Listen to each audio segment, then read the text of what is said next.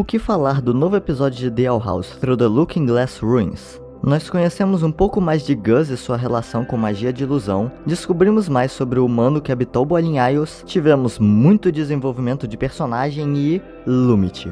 Se essa série já era imprevisível antes, essa segunda temporada veio para derrubar ainda mais nossas expectativas e provar que Dana Terrace e sua equipe não estão para brincadeira quando o assunto é criar universos e emocionar os fãs. Então, vamos para a análise. Eu sou Nathan Belliene e bem-vindos ao Clube de Livros de Azura. A primeira coisa que eu quero falar sobre esse episódio é que nós finalmente conhecemos alguns personagens de Glendos High. Pra quem não lembra, Glendos é uma escola de magia cujo time de Grudby é rival do time de Hexside, e pela ordem que Willow cita as escolas de magia quando vemos as bandeiras dos Covens no episódio The First Day, provavelmente também foi a escola onde o líder do Coven de Ilusão estudou. Enfim, os três alunos que conhecemos são Bria, Angmar e Gavin. E também o Matolo Mila aparece de novo. Sabe aquele cara que virou o presidente da Sociedade de Apreciação dos Humanos no lugar de Gus? É, ele mesmo.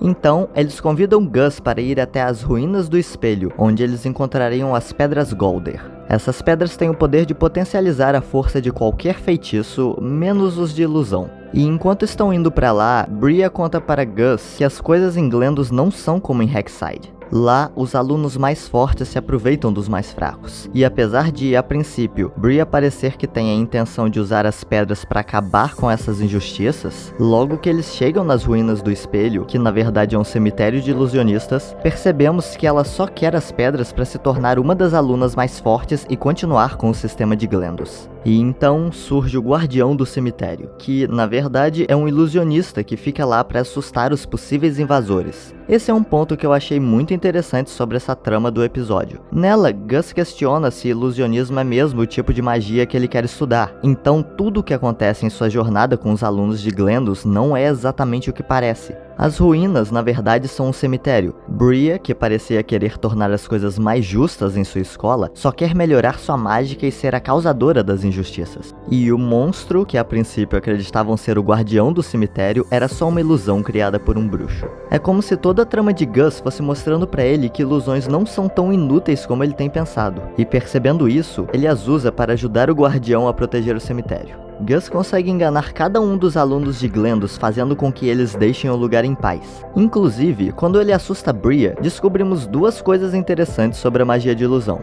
Uma delas é que, com ela, é possível mudar a aparência de todo um ambiente, e até fazer com que um bruxo tenha a ilusão de que sua magia não funciona. A segunda é que uma pessoa pode usar a magia de ilusão para aparentar ser outra pessoa, e dessa forma são capazes de encostar nos outros. Por exemplo, se um ilusionista conseguir invadir o reino humano, ele poderia mudar de aparência e se passar por Luz, não é mesmo?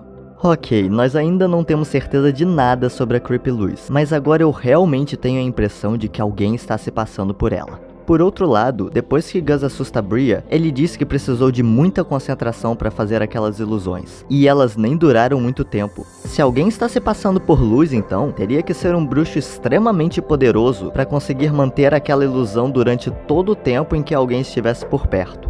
Enfim, daí Gus fala pro guardião do cemitério que queria poder consertar os estragos feitos pelos alunos de Glendos, e Bartholomew diz que poderia ajudar. E realmente, sendo um aluno da trilha de construção, essa é justamente a especialidade dele. E apesar de não fazer o melhor trabalho do mundo recuperando as estátuas, eu achei essa cena muito interessante, pois mostra como os tipos de magia em Boiling Isles podem ser complementares. Ilusões podem enganar e assustar os outros, mas não são úteis para criar algo físico. Por outro lado, magia de construção pode não ser o suficiente para afastar Bria e seus parceiros, mas serviu para reconstruir as estátuas. Por fim, Gus e Bartholomew decidem que voltariam ao cemitério para ajudar o guardião a proteger o local.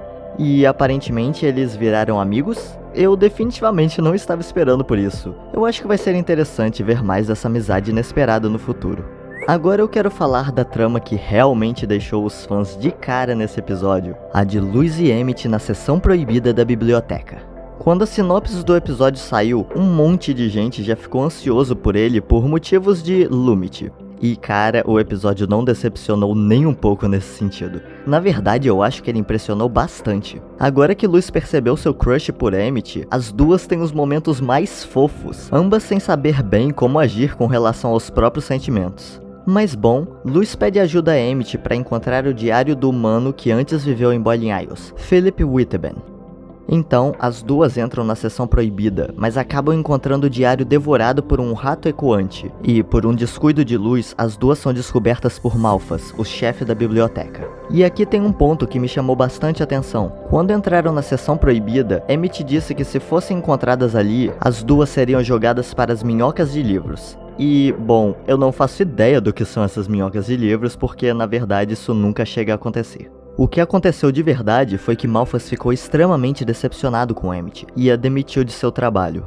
E claro, a gente já sabe que ela adorava ler para as crianças de lá, e considerando que antes, boa parte de sua vida era baseada em manter seu status como uma Blight, essa era provavelmente uma das melhores coisas que ela tinha na vida. Perder esse trabalho com certeza já é ruim o suficiente por isso, mas então eu me lembrei de uma cena no episódio Convention, quando Emmett descobre que Lilith tinha colocado um glifo de poder nela durante seu duelo com Luz. Mesmo não sendo sua culpa, Emmett se sente péssima por ter trapaceado. Ela sabe que aquela não foi uma vitória correta e também se sente humilhada na frente dos membros do Coven do Imperador. Da mesma forma, como eu já comentei nos meus vídeos de análise sobre a Emmett, o maior conflito dela na série sempre esteve relacionado à forma como os outros a viam. Quebrar as expectativas dos outros sempre foi difícil para ela, e quando se trata de Malphas, que Emmett diz ter sido quem a contratou e deu para ela sua sala de estudos, é ainda pior porque dá para perceber que ele é alguém importante para ela. E Luz tem consciência da besteira que causou, então ela faz o que sempre fez de melhor, ela resolve as coisas para ajudar a amiga. E depois de passar por uma série de testes, ela convence Malphas a devolver o emprego de Emmett. Por fim, Luz descobre que o pequeno rato ecoante pode reproduzir as memórias do diário que devorou. E enfim, nós temos algumas informações sobre Philip Whiteben. Assim como Luz, ele também ficou preso no reino demoníaco. Então, ele se aproveitou dos poderes mágicos daquele mundo para criar o portal para o reino humano.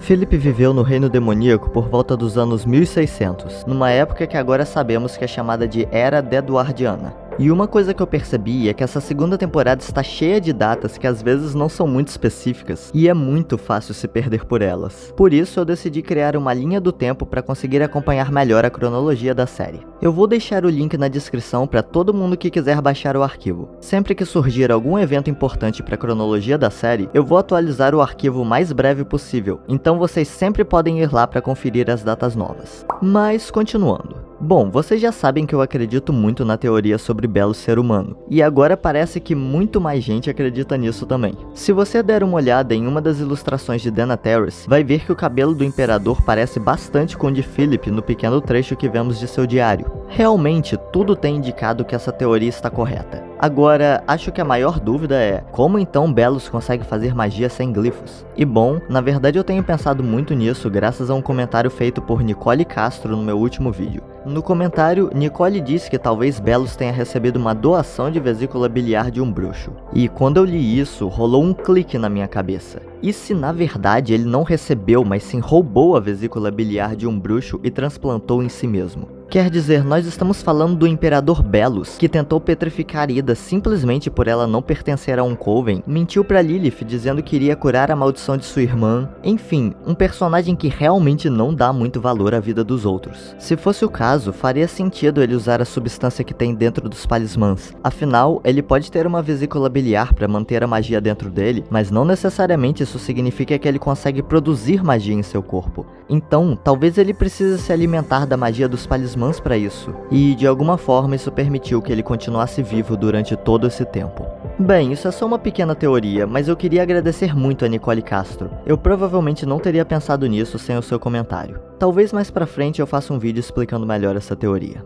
Bem, dito tudo isso, eu agora quero falar da coisa mais inesperada desse episódio: Emmett e sua nova cor de cabelo. Ok, falando assim nem parece algo tão importante pra série, mas olha, Dana Terrace já tinha contado antes que Emmett pintava o cabelo de verde porque sua mãe queria que seus filhos fossem coordenados por cor, o que significa que até mesmo nisso ela era controlada por Odalia. O fato dela ter mudado a cor de seu cabelo é extremamente simbólico para seu desenvolvimento. Ela está encontrando a pessoa que ela quer ser, ao invés de continuar vivendo a partir das expectativas dos outros. E o mais interessante disso tudo é saber que Luz tem sido uma inspiração para ela nesse sentido. E isso nos leva a um momento muito rápido, mas na minha opinião também muito importante desse episódio.